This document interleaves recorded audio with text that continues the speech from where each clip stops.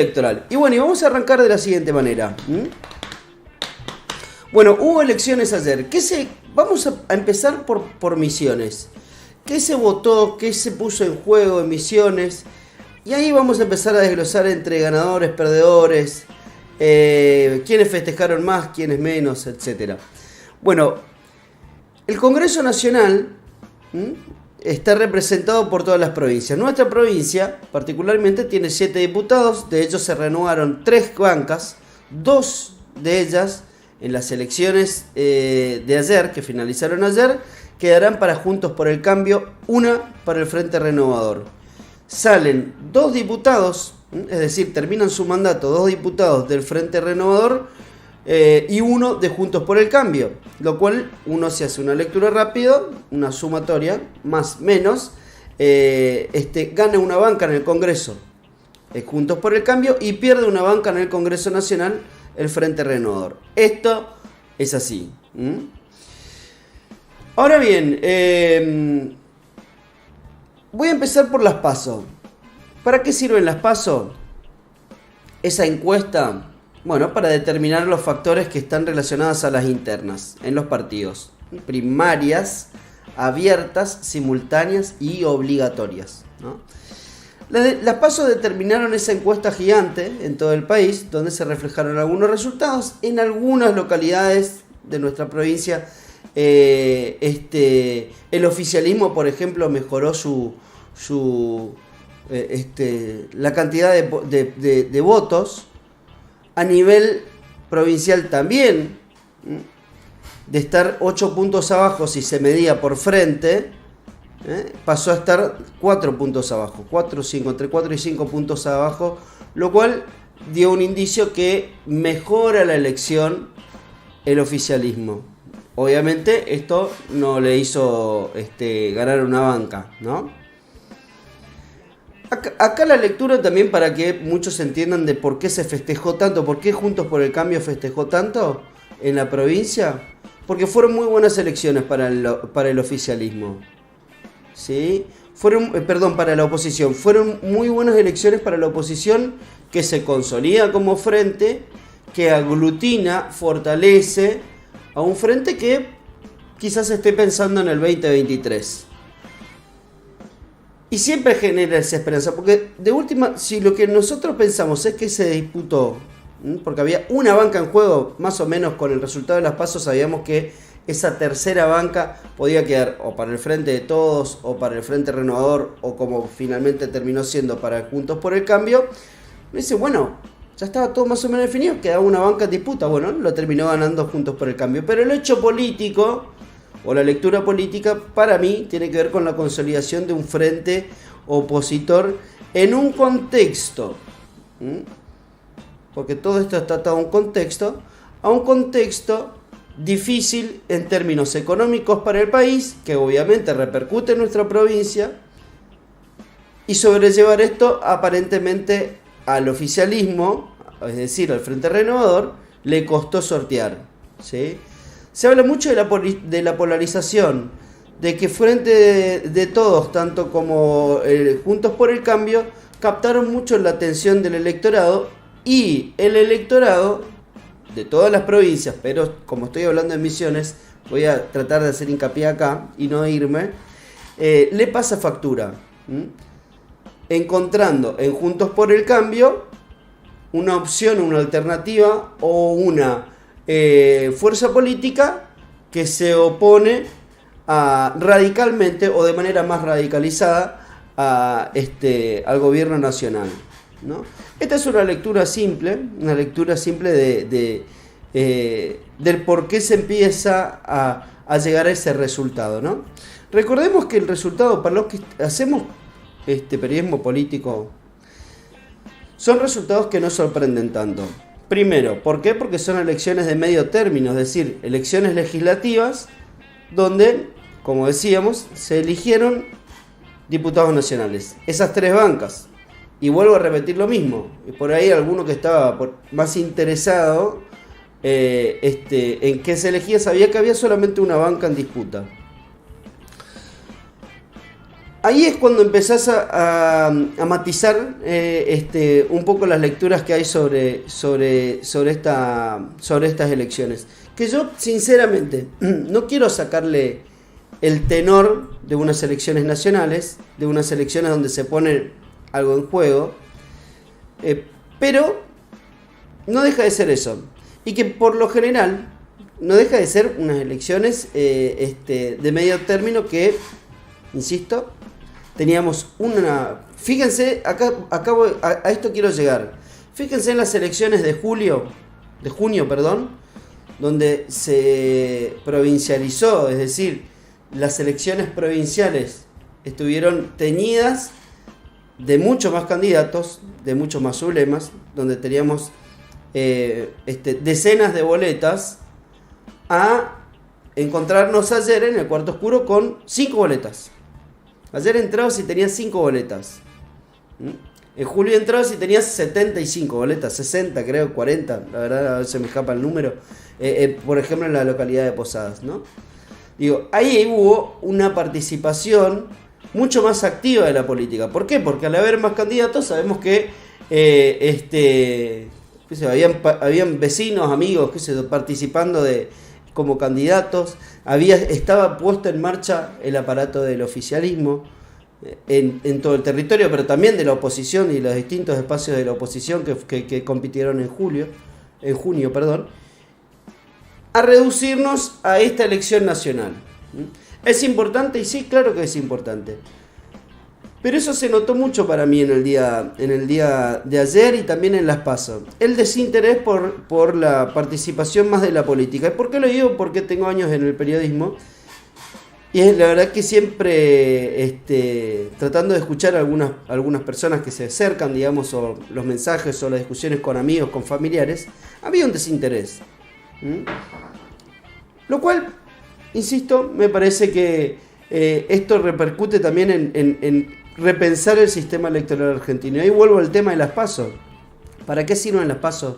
Si lo que se definió ayer, un sistema electoral o un mecanismo electoral previo a las definiciones que se dan enmarcadas en las generales, que es muy costoso, que deberían solucionar muchas veces esos problemas los partidos y frentes que tienen para dilucidar y determinar sus candidatos.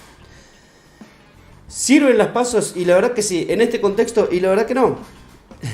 Me parece que esa es una definición como para arrancar. Por otro lado, una participación de alrededor del 70% hubo en nuestra provincia. Se mejoran unos 5 puntos porcentuales respecto a las primarias abiertas, simultáneas y obligatorias. En toda la provincia se vio allí volcado un factor determinante a la hora de elegir. Entiendo yo que el cambio de ánimo entre lo que fue septiembre y noviembre, es decir, entre las dos elecciones, el ánimo cambió por varias cuestiones. Una de ellas, decíamos, empezar a levantar restricciones hace que se cambie de ánimo, por ejemplo, ¿no? Había un halo más de, bueno, empezamos a salir, empezamos a poder ir a comer a un restaurante o a ir a una plaza y que no nos estén como atrás diciendo vayan a sus casas debido a la pandemia, porque no hay que olvidarse del factor pandemia también en este marco. Y eso entiendo yo que cambió el ánimo. El ánimo repercutió, yo creo, en mayor parte en el gobierno provincial, es decir, en la renovación. Insisto, no le alcanzó. Pero el cambio de ánimo generó para mí, o fue el motor de campaña más fuerte que tuvo la renovación.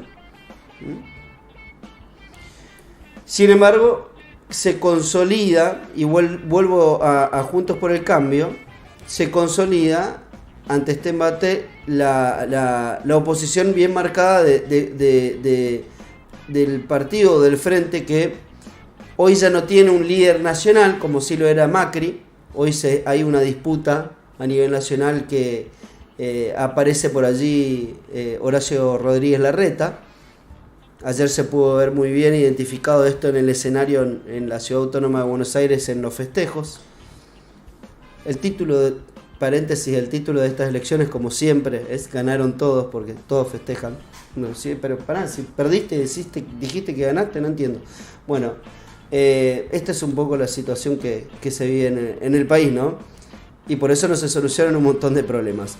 Pero vuelvo al tema de la consolidación y de todo esto del ánimo y de cómo o por qué creo yo que las elecciones de Juntos por el Cambio, que termina siendo el ganador de estas elecciones en nuestra provincia,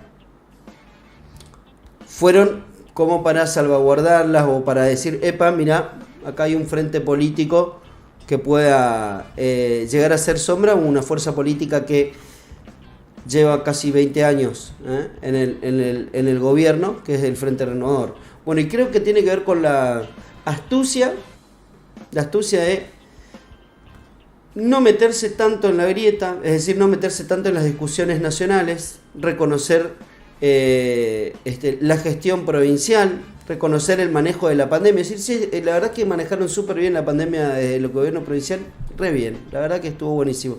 Pero nosotros queremos decir esto y esto, ¿no?